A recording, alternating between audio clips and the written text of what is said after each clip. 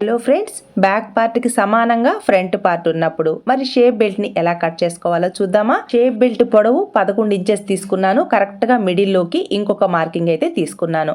Back part పై వైపున front part ని cut చేశాక మిడిల్లో గ్యాప్ ని నోట్ చేసుకోవాలి.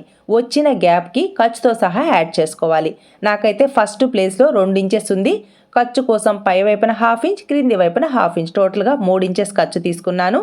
మిడిల్లో 1 ఇంచ్ మాత్రమే గ్యాప్ ఉంది. ఇక్కడ ఖర్చు కోసం 2 ఇంచెస్ తీసుకున్నాను. చివరిలో 1.5 ఇంచెస్ ఉంది. ఖర్చు కోసం 1 ఇంచ్ ఎక్స్ట్రా తీసుకున్నాను. అంటే 2.5 ఇంచెస్కి 3వ ప్లేస్లో మార్కింగ్ ఇచ్చాను. అలాగే షేప్ బెల్ట్ మరి పొట్ట మీదికి రాకుండా ఫిట్టింగ్ నీట్గా ఉండడం కోసం ఈ ఫ్రంట్ సైడ్ ఒక 1/2 ఇంచ్కి ఇలా క్రాస్గా మార్కింగ్ ఇవ్వాలి.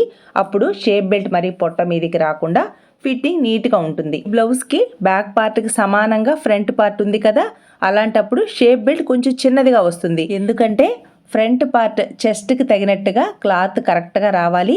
చెస్ట్ క్రింద మాత్రమే షేప్ బెల్ట్ రావాలి. అర్థమైందా ఫ్రెండ్స్? ఫుల్ వీడియో మన యూట్యూబ్ ఛానల్ నేమ్ క్రింద ఉంది, చెక్ చేసుకోండి. Please subscribe.